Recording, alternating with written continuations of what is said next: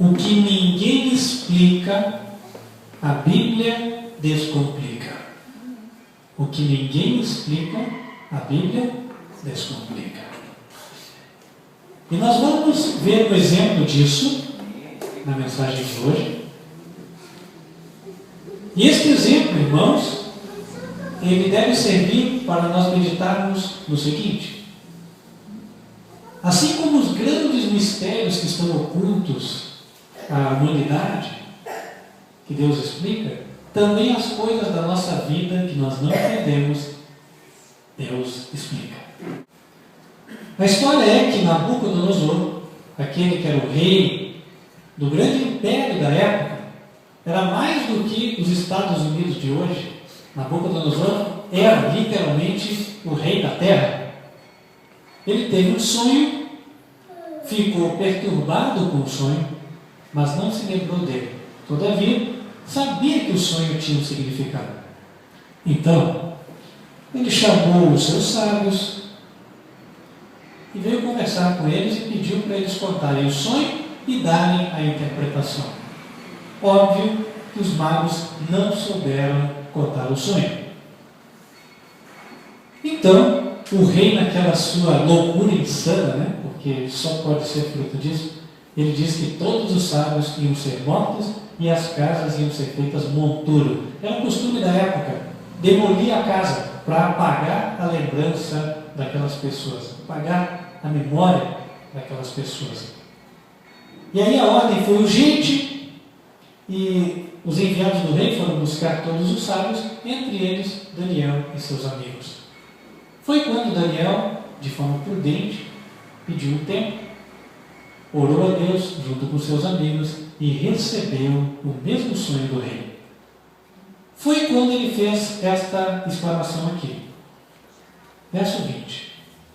Falou Daniel e disse: seja bendito o nome de Deus para todos sempre, porque dele é a sabedoria e a força. Ele muda os tempos e as horas, ele remove os reis e estabelece os reis. Ele dá sabedoria aos sábios e ciência aos entendidos. Ele revela o profundo e o escondido e conhece o que está em trevas. E com ele mora a luz. Deus revela o profundo e o escondido. Aquilo que ninguém explica. E a Bíblia fala, no livro de Provérbios, que a sabedoria de Deus, Deus revela a sabedoria para aqueles que querem obedecê-lo. Provérbios capítulo 2, nos versos 6 e 7, diz assim: porque o Senhor dá a sabedoria, e da sua boca vem o conhecimento e o entendimento. Ele reserva a verdadeira sabedoria para os retos, escudo é para os que caminham na sinceridade.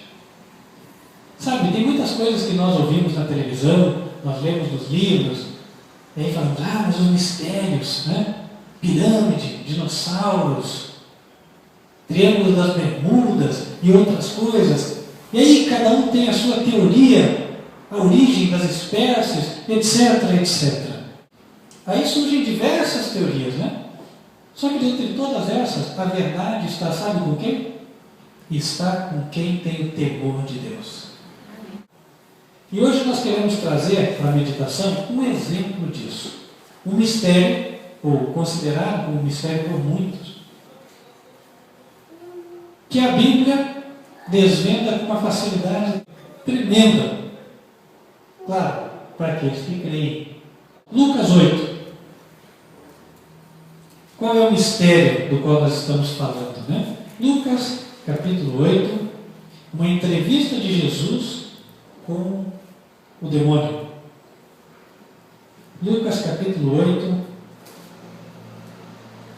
a partir do verso 26. Lá está Jesus e seus discípulos e navegaram a terra dos Gadarenos, que está defronte da Galileia.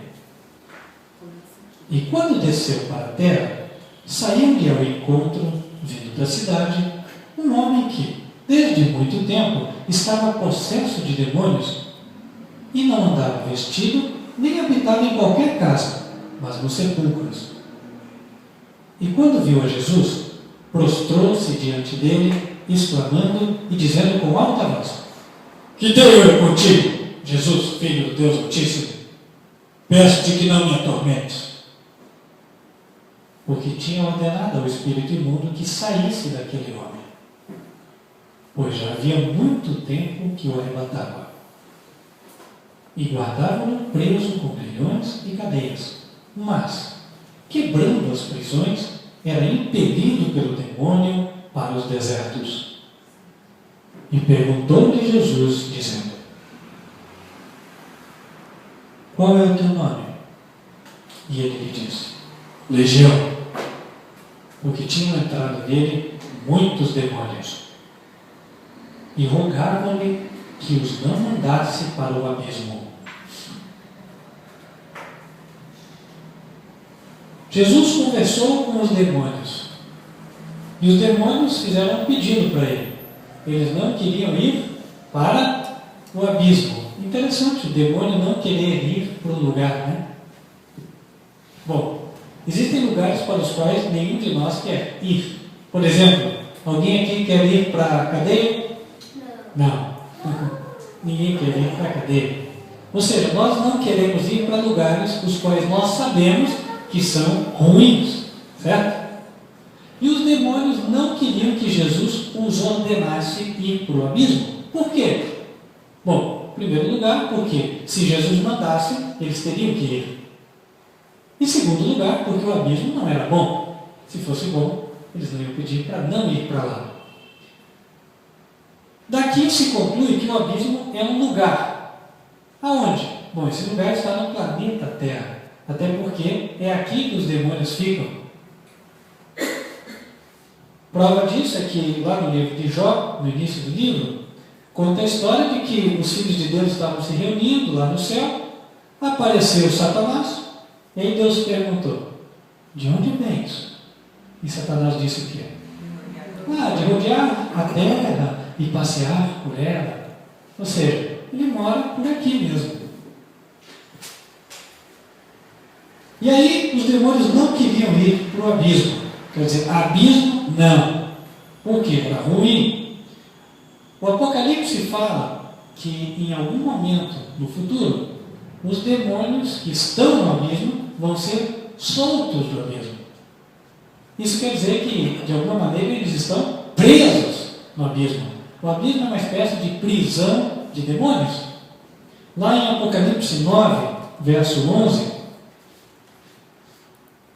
a Bíblia fala, inclusive, uma coisa interessante, que existe um anjo chamado Anjo do Abismo.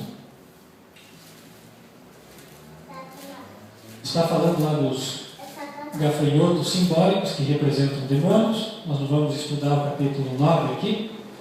Mas ele diz no verso 11 o seguinte: Tinham sobre si rei, o anjo do abismo.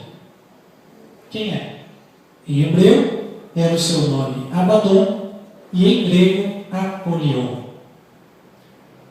Tanto em uma língua quanto em outra, o significado é o mesmo: destruidor, anjo destruidor. Quem pode ser? Um só, né? É o inimigo, Satanás. Ele é o anjo do abismo. E no início, lá do capítulo, verso 1, é dito que o anjo tocou a trombeta, foi vista uma estrela que caiu na terra, e no final do verso diz: foi-lhe dada a chave do poço do abismo, e abriu o poço do abismo. Ou seja, quando ele abriu, o verso 3 diz: vieram gafanhotos sobre a terra. Se nós juntamos o verso que nós lemos de Lucas com aqui, já dá para entender quem eram os gafanhotos. Os demônios não queriam ir para o abismo, mas alguém estava no abismo. A Bíblia diz que subiram os gafanhotos, mas não se esqueçam, o Apocalipse é simbólico. Subiram os demônios do abismo. Tá bom. Agora, onde fica esse abismo? Sabe que o apóstolo Paulo, certa vez, ele foi comentar sobre as suas tribulações, aquilo que ele padeceu por amor a Jesus. Ele estava defendendo o seu ministério, até porque existiam muitas pessoas que acusavam Paulo, falavam mal dele, obviamente instigadas pelo inimigo. E aí Paulo, em 2 Coríntios, capítulo 11, no verso 25, comentando sobre um dos naufrágios que ele enfrentou, possivelmente aquele que é relatado no livro de Atos, ele diz, no verso 25, uma noite e um dia passei no abismo. Relatando sobre o naufrágio, em Atos capítulo 27, a Bíblia diz que eles ficaram 14 dias, quase que à deriva. Aí quando foi a noite, a 14ª noite, ele, tendo convicção de que o anjo tinha falado com ele, disse que todos iam se salvar. E aí o barco deu contra uma barranca, uma banca de areia, as ondas começaram a bater no barco, foram abrindo, e foi quando cada um pegou um pedaço que ele podia pegar, os que sabiam nadar, nadaram, e foram parar na ilha.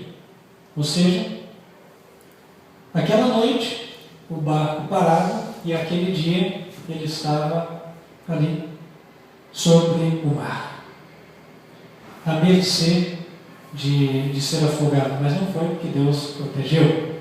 Então ele diz, uma noite e um dia passei no abismo. Quando a Bíblia fala de abismo, ela tem a ver, portanto, com o mar, fundo do mar. E é interessante, porque isso explica uma série de histórias populares que a gente vem escutando. Muita gente fala de coisas que vêm do fundo do mar. Tem até a história de Atlântida, aquela cidade que está lá no fundo do mar, etc. Bom, fato é, independente das lendas mitológicas, ou histórias que nós ouvimos, de que do fundo do mar vem inimigos, etc., fato é de que há uma morada de demônios, chamada na Bíblia de abismo, e ela fica no fundo do mar. Os demônios de Lucas 8 não queriam ir para lá. É interessante, o diabo escolher como esconderijo o fundo do mar. Mas tem lógica. Por quê? Se ele escolhesse o topo do Everest, ele ia ser incomodado por alguns alpinistas. Não é verdade? Alguém ia lá me esbrilhatar. Se ele escolhesse o fundo de uma caverna, também. Mas no fundo do mar, o homem não chega. Já pararam para perceber isso? Eles até fazem alguns equipamentos, e dizem, não, eu vou lá passar nas fossas marianas, as fossas mais profundas do oceano. Aí ele vai, nem enxerga nada, porque lá é escuro. Aí aquela cápsula de aço que eles montam suporta alguns minutinhos, em seguida tem que subir. Aí quando eles voltam, até a cápsula volta um pouco comprimida, de tanta pressão de água que existe ali. O ser humano não suporta pressões muito grandes. Ou seja, é um lugar que nós podemos considerar inacessível a nós, seres humanos. Um bom lugar para o diabo se esconder. E os anjos não têm problema da pressão da água, porque eles não são de carne e osso como nós. A Bíblia dá mais evidências disso. Em Isaías capítulo 27, por exemplo, no verso 1, ela pontualmente fala que o dragão mora no mar. Isaías 27, verso 1. Ali diz o seguinte: naquele dia, o Senhor castigará com a sua dura espada, grande e forte, o Leviatã, a serpente veloz. Bom, serpente na Bíblia representa o diabo Satanás. Mas ele deixa mais claro: naquele dia, o Senhor castigará com a sua dura espada, grande e forte, o Leviatã, a serpente veloz, e o Leviatã, a serpente tortuosa, e matará o dragão que está no mar. O dragão que está no mar. Não sei se a versão que foi colocada aí é a mesma, né? Isaías 27, verso 1. Está ali sim. Quem é o dragão?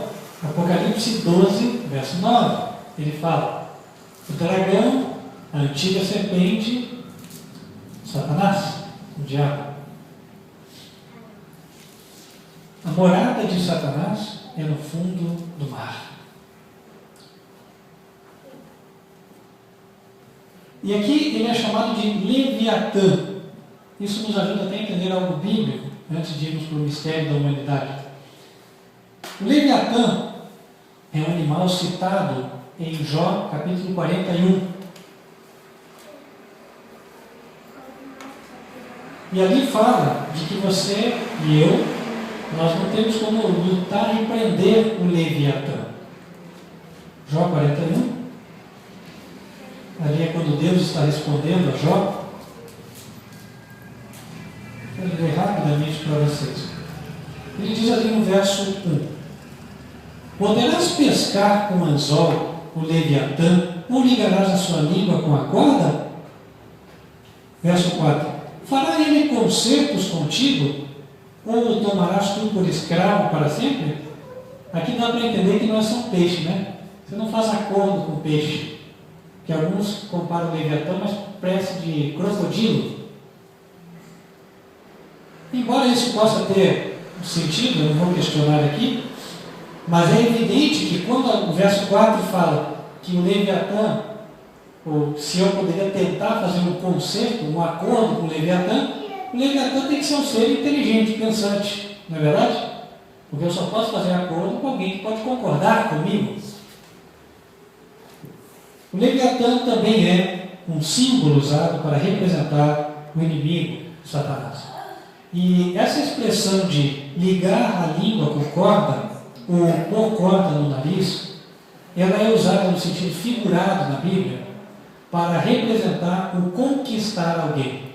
Por exemplo, quando a Bíblia falava de que Faraó do Egito ia ser conquistado, a Bíblia compara Faraó a um crocodilo e com alguém, o rei da Babilônia, colocando uma corda no seu nariz.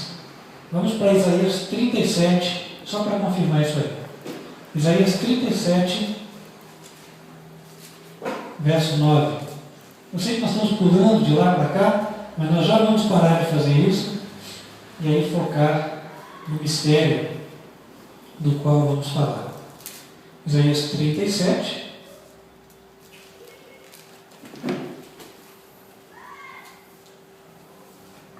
Opa, será que puxei errado aqui? Vamos ver. 37.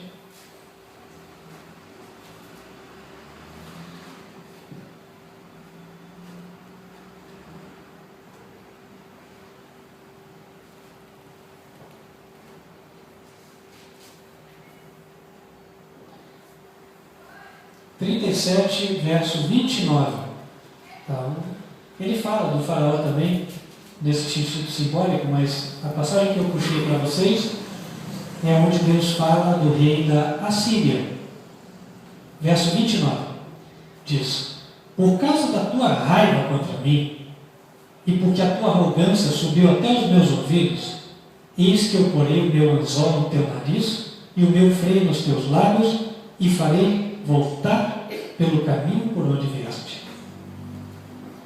Daí a história conta que naquela mesma noite um anjo veio e matou 180 mil do arraial assírio, 185 mil. Ou seja, esta linguagem simbólica, botar o anzol no nariz, significa literalmente conquistar. Né?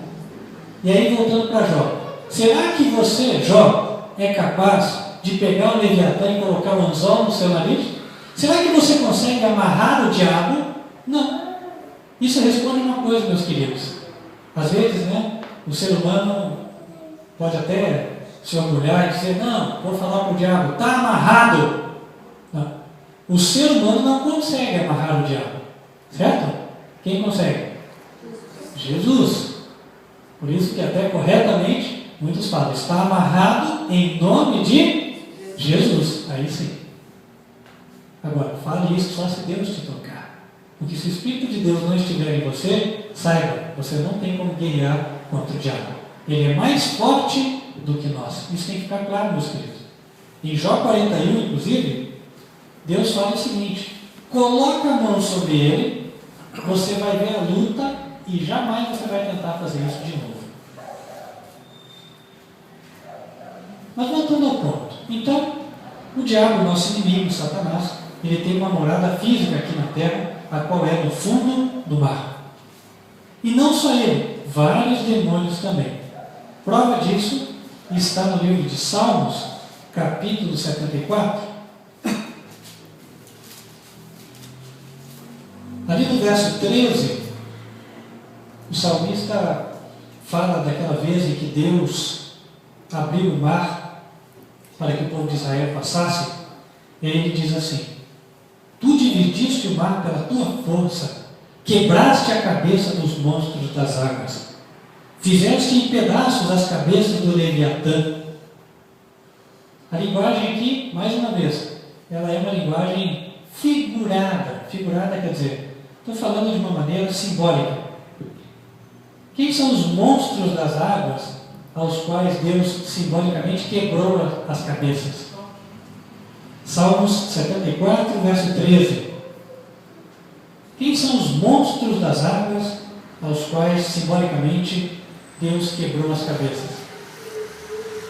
Literalmente, são os demônios. Os demônios estavam instigando os egípcios a matarem, a escravizarem o povo de Israel. E quando Deus abriu o caminho pelo mar, o que ele fez? Acabou com o intento deles.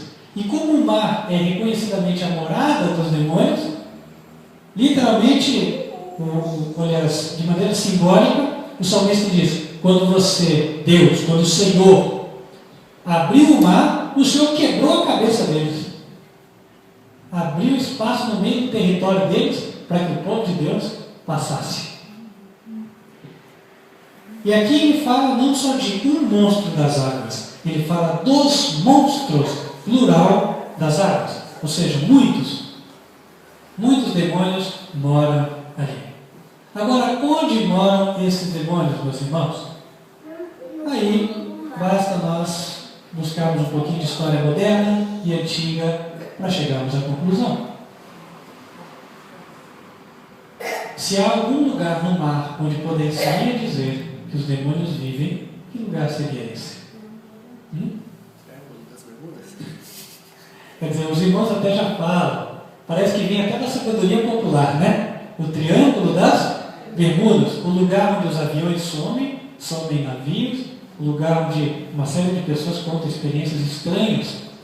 Eu me lembro, meus queridos, que o meu pai, ele era adepto destas, na época de aparições UFO, né, de extraterrestres, e eu, quando era adolescente, recebi um livro dele e fui ler a experiência, ou pseudo-experiência, Deus o sabe, de uma pessoa que dizia ter sido levada até o Triângulo das Bermudas, onde lá seres com forma de extraterrestres faziam operações ali em seres humanos.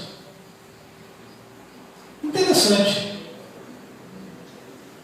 Tem muita coisa que nós ouvimos que as pessoas dizem assim: isso é lenda, isso é fruto da imaginação de alguém. Só que, será que as coisas são fruto de imaginação? Porque a Bíblia diz que não há nada novo debaixo do sol. Então ninguém cria nada. Apesar de dizer, né, que o homem é muito criativo, hoje nós não criamos nada, segundo a Bíblia. Tudo que o homem faz é copiar de algum lugar. Então significa que o que aparece é aquilo que o homem já viu. Ele já viu em algum lugar. E uma coisa que eu notei, meus queridos, os extraterrestres em geral, que aparecem nessas revistas, eles aparecem sendo maiores do que os seres humanos. Não sei se vocês já notaram isso. Você vê uma imagenzinha, aquelas figuras, quando aparecem, uma super interessante. O extraterrestre é maior do que o ser humano. Ora, Deus não ia criar um ser tão feio daquele. Em primeiro lugar, né? Porque a Bíblia diz que em Gênesis 1, quando Deus criou a terra, tudo era muito bom, muito lindo, muito maravilhoso. Então Deus não ia criar um ser que até nós olhamos e falamos, nossa, que coisa feia. Mas pode ser que alguém esteja se fazendo justamente na forma, ou aparecendo naquelas formas feias, com o propósito de nos enganar nos últimos dias. Inclusive, há aqueles que interpretam Apocalipse capítulo 9, ou seja, a aparição dos demônios a partir do abismo, como sendo a aparição, entre aspas, de extraterrestres aqui na Terra. Ou seja, demônio em forma de extraterrestre. Esse pregador aí fala coisa da cabeça dele, não tem nada a ver isso aí. Você pode estar pensando, até quem sabe quem assista no YouTube pode pensar. Mas espera aí, antes de pensar nisso, para meditar. São coisas da cabeça? Tem muita gente que fala que viu. Né? UFO, tá lá. Eu nunca vi. E dizer que eu acredito que Deus tenha UFO, nisso eu não acredito. A Bíblia diz que existem seres inteligentes, criados por Deus, em outros planetas, mas a Bíblia não dá nenhuma evidência de que eles façam contato conosco. Agora, que o inimigo tem planos para nos enganar, isso ele tem. Né? E quer fazer pessoas levar pessoas a crerem nos extraterrestres e que tem contato, e a partir dali ele conduzir a humanidade, claro que ele quer, irmãos. Entra no YouTube, você vai ver quanta gente crê nisso aí. Né? E aí fica essa questão dos extraterrestres como um mistério que ninguém explica. Quer dizer, um fala que sim, outro fala que não, fala que viu e tal, mas ninguém explica com propriedade, porque não pode. Isso é como a morte, ninguém teve lá e voltou para dizer, né? Então ninguém na Terra explica com propriedade, só a Bíblia. O Triângulo das Bermudas é um outro mistério que só a Bíblia explica. O objetivo desse sermão, meus queridos, não é que ele está contando fábulas, né? O objetivo desse sermão é mostrar que as coisas que ninguém explica, só a Bíblia descomplica. Só a Bíblia. Você pode procurar em tudo que é lugar e tal. Sei que tem gente que não crê na Bíblia, às vezes pode falar que esse pessoal pensa que só eles têm razão. Não, eu não penso que eu tenho razão, mas eu creio que Deus tem razão. Amém. E Deus fala no meio da sua palavra. Né? Nós já fizemos outras mensagens, há vídeos no canal, que dizem, ou que mostram evidências de que a Bíblia tinha razão. As histórias da Bíblia são fatos, são reais, realmente aconteceram. É um Deus revelando a sua sabedoria a nós. Como ele disse para Samuel, não, para Daniel. E aí Daniel exclamou: Deus revela o oculto e o escondido.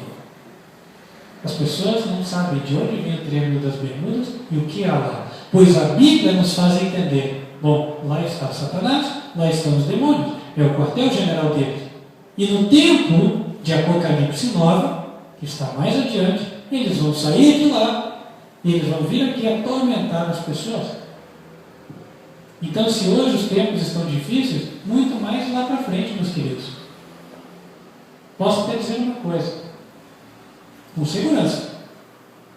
Eu sei que estamos no começo de um ano, né? Quando vira o ano, aí já vem os prognosticadores. Não, porque esse ano é o ano dos astros, porque vai acontecer isso, aquilo e tal. E muita gente profetiza o bem, que a humanidade vai melhorar, que vai ter mais paz, que a política vai melhorar, Olha, pela Bíblia não vai nada melhorar. Só vai melhorar quando Jesus voltar. Amém. Aí ele vai acabar com o pecado, aí ele vai acabar com os problemas, aí ele vai mudar o ser humano. E aí é que as coisas vão mudar. Por quê? Quando Jesus glorificar os que são seus, aqueles que foram preparados. Quando Jesus der a paga justa àqueles que hoje fazem a maldade, então o mundo vai ser uma bênção. Porque vão ficar aqueles que amam o próximo. E aí tudo vai ser bom, vai ser maravilhoso. Convivência ótima. Mas até lá as coisas não vão melhorar. Isso, inclusive, é um sinal dos últimos dias. Cada vez mais as coisas hão de piorar. Por isso que o Apocalipse fala, os demônios vão ser soltos. Não quer dizer que não existam demônios hoje. Existem, muitos. Só que existem muitos que estão presos. E esses que estão presos vão ser soltos. E aí, quem vai estar protegido contra eles? Olha, o que vamos dizer aqui, meus queridos? Eu sei que muita gente não gosta, principalmente no YouTube. Sei que vai ter pessoas que vão reclamar. Só que não é comigo que devem reclamar, é com Deus. Mas eu aconselharia a não reclamarem, antes aceitarem. Porque se Deus fala uma coisa, é para o nosso bem. Ele vai dizer em Apocalipse, capítulo 9, quem vai ser protegido nestes últimos dias. Qual é o sinal de proteção que Deus separou? Olha lá o que é dito para aqueles gafanhotos, para os demônios que sobem. Apocalipse 9, verso 4. E foi-lhes dito que não fizessem dano à erva da terra, nem a verdura alguma, nem a árvore alguma, mas somente aos homens que não têm na testa o sinal de Deus. Então, os demônios receberam ordem de Cristo, porque Cristo tem poder na testa dos demônios. Falou, olha, vocês só podem atormentar aqueles homens que escolheram vocês. Os que não escolheram vocês não podem. Vocês não podem encostar nos homens que têm o meu sinal. Porque os homens que têm o meu sinal têm a proteção dos meus anjos. É o que Jesus fala. O anjo do Senhor acampa-se ao redor dos que o temem e os livra. E ele disse, tem um sinal que é chamado meu, um sinal de Deus. E qual é o sinal de Deus? Está lá em Ezequiel. Não é só lá, tá? Está em muitos outros lugares, mas nós vamos passar aqui o texto de Ezequiel. Ezequiel capítulo 20. Mas quem quiser pode pesquisar, por exemplo, em Êxodo 31, versos 15 a 17, em Êxodo 20, versos 8 a 11, Deuteronômio capítulo 5, assim por diante. Ezequiel capítulo 20, verso 12. Também lhes dei os meus sábados, para que servissem de sinal entre mim e eles, para que soubessem que eu sou o Senhor que os santifica. Verso 20. Santificai os meus sábados, e servirão de sinal entre mim e vós, para que saibais que eu sou o Senhor, vosso Deus. Santifique o sábado para que você saiba que Deus é o teu protetor. Para que você saiba que Ele está contigo. Para que você saiba que quando os demônios subirem lá no Triângulo das Bermudas, você estará protegido.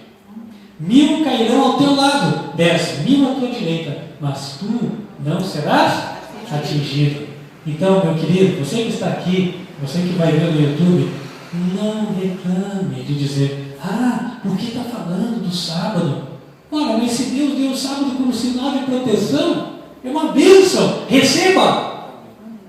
Bênçãos são para serem recebidas, não para serem questionadas. Não é verdade?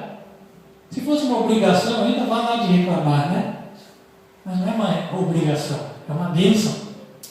Inclusive, em Hebreus 4, que é no Novo Testamento, Deus fala desse descanso do sábado. Você que quer pesquisar mais a fundo, dá uma lida lá. Hebreus 4. Ele fala assim no verso 4, porque em certo lugar disse assim no dia 7º, e repousou Deus de todas as suas obras no 7º dia.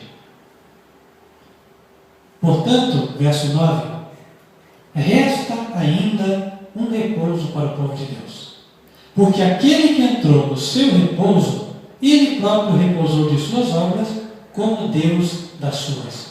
Procuremos, pois, entrar naquele repouso, para que ninguém caia no mesmo exemplo de desobediência. Aquele repouso do sábado é o sinal de proteção. Queridos, para não perder o fio da mensagem, tudo aquilo que não se explica, aquilo que o homem não consegue explicar, a Bíblia pode descomplicar. Isso vale para os mistérios que a ciência não explica, que a medicina não explica, e vale também para a tua vida, para a minha vida. Você está passando por coisas que você não entende. Você não entende as circunstâncias, não consegue entender por que Deus tem permitido. Saiba que a Bíblia explica. Leia a Bíblia, pesquise, estude a Bíblia, porque ali você tem respostas. As verdadeiras respostas estão aqui. Faça da Bíblia o seu guia e você vai encontrar a salvação. E aqui fica o apelo, meus queridos, que nós façamos da Bíblia o nosso guia diário, que ela nos dê as respostas, e que nós não busquemos resposta em nenhum outro lugar, mas apenas nela, porque essa palavra dá vida para quem obedece. Amém? Você que quer fazer da Bíblia o seu guia, você que quer que Deus te dê respostas, convido você a orar junto comigo. Eu vou estar orando aqui, convido você para vir aqui também, para que nós peçamos a Deus para Ele nos esclarecer sempre pela Sua palavra. Ou seja, Senhor, dá-me respostas, eu não estou entendendo o que está acontecendo comigo. Senhor, por quê? E Deus vai responder.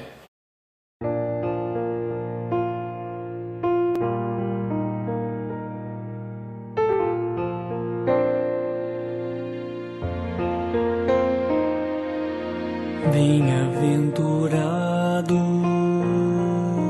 aquele que lê,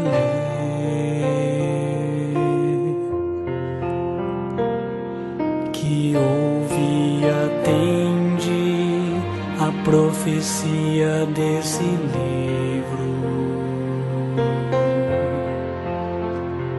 porque o tempo está bem próximo, porque o tempo